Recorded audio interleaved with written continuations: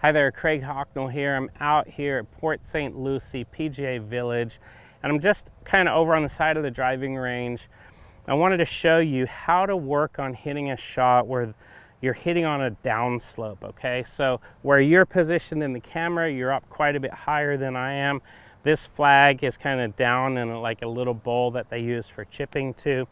And then we have this berm in front of us with these little grassy tufts that I have to hit over. I've got a 5-iron in my hand.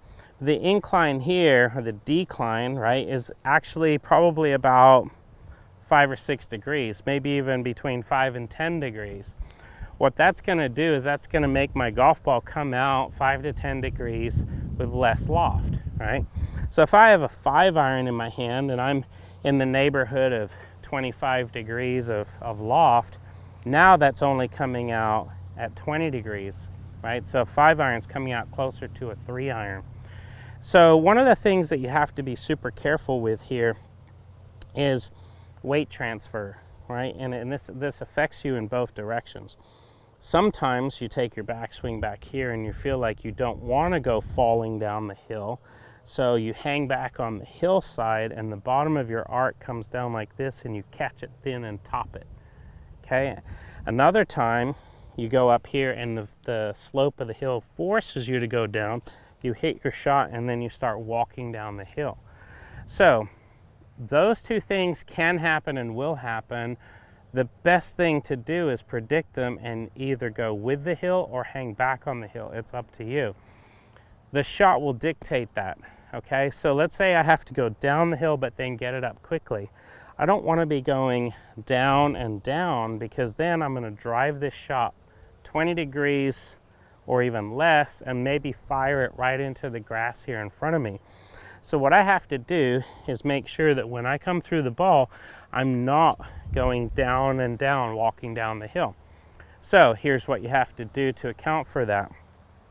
Take your 5-iron just as I have, and then as you take your setup, play the ball actually a little bit back in your stance, okay? The reason for that is because if we're gonna hang back on this hill, the bottom of our swing arc is gonna take place sooner. If the ball was in the front, it would take place later. If I'm on a hill and I put this ball position up front, I'm likely to bottom out sooner and chunk it or top it. So what I have to do is play that ball position back in my stance, and then as I make my swing, just keep my head back in the same position to kind of buy a little bit more loft. So I'll show you what that looks like.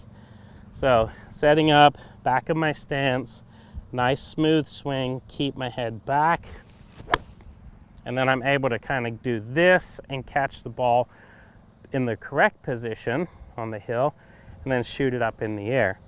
If I was to go down and down with it, in this case, I would play the ball position more forward. And here's why.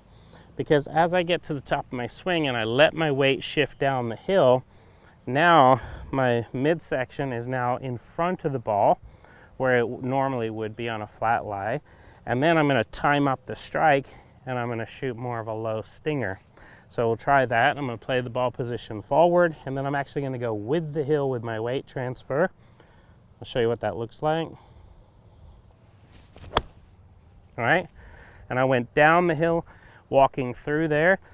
I was able to strike it really nicely, nice and crisp at the bottom of the arc, and it took off on a lower flight. So it all depends on what you're trying to achieve. You've just got to know what the hill may or may not do to you and then go with it, right? You either got to go with it or sit back and fight against it, but knowing what you're going to do before you come into the shot, that's the whole key. So hopefully this pointer helps you next time you're out on the course.